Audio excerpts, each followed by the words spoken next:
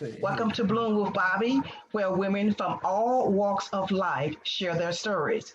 And each story is compared to a particular blooming flower. I'm Bobby Hobson, and my guest today, she is an independent insurance agency and broker. She's a real estate agent, and she's a mom, and she's a grandmother. Please welcome Brenda Jordan. Welcome, Brenda. Hello, thank you for having me. Great. Each week, we ask our guests to identify a particular flower that they feel best match their attributes and their characteristics.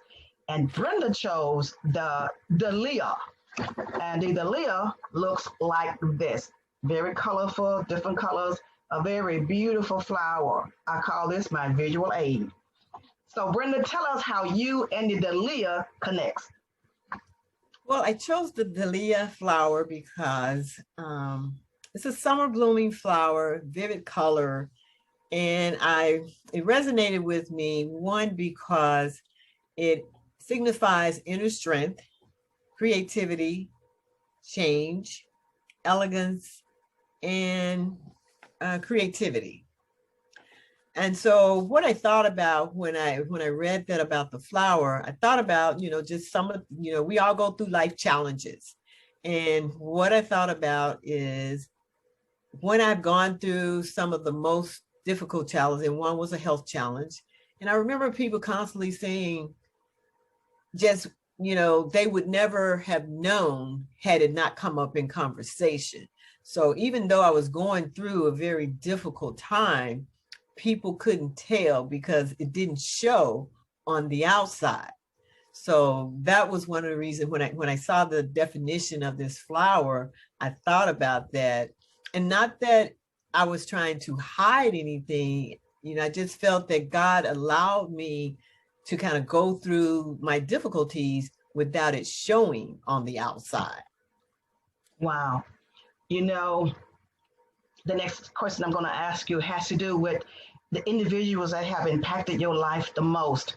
And those experiences or those impactful moments, they stay with us really for the rest of our lives. So I want you to talk to us about people that have impacted your life from your early years, your mid-teen years and your adult life. Talk to us about those people. Well, of course, I would have to say my mom first because she's the first person that, I had an experience with. And I would have to say that she has instilled in me, dignity, respect for not only myself first, but always for others.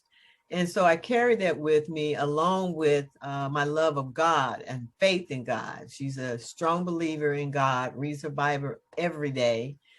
She did when I was a child, always at church from sun up to sundown and beyond. So my mom has always, been there for me, no matter what I was going through. I could go to her, I could share with her, and she was just always there to listen. Wow, that is really good. I realize that you are currently one of the, I think, caregiver for your mom in this stage of your life. And I have seen many caregivers burn out because they did not practice self-care. Tell me what you're doing to practice self-care, as well as about some of the challenges that you have faced along the way. So talk to us about that. Okay.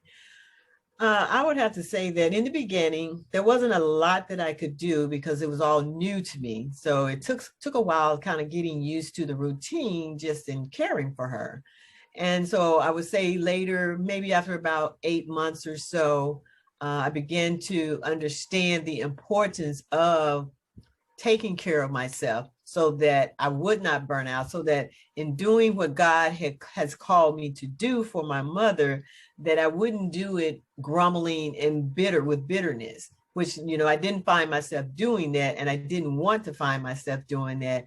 So I did begin to at least start getting massages, doing meditation, making sure that I take that time away, and then also getting sleep, because caring for my mom does not allow for a lot of sleep as well, because I'm taking care of her around the clock when I'm there.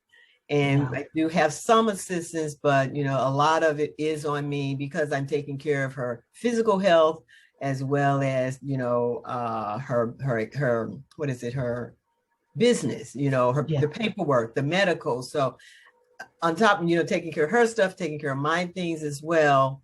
So it's a lot. So I found that when I take that time to, if my body says sleep, I sleep. If my body says get away, from the environment, I get away. So I will walk, maybe to walk in her community, or I may go to the park, find a park or a lake and just sit there and just watch the water, listen to the water trickle. So all those things kind of, relaxes me, kind of refreshes me to go back and do what God's called me to do for her. Right. Tell me the role that faith plays in your life. The role it plays. Oh, faith is at the top of the list. I couldn't do anything without my faith. As I Mm, mentioned earlier, I went through a very challenging time in my life unexpectedly.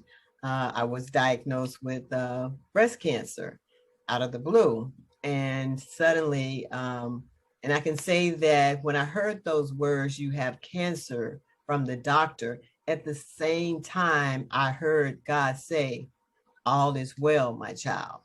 And I woo, can remember my family feeling, I could see the sadness and they really thought that this was going to be the end for me.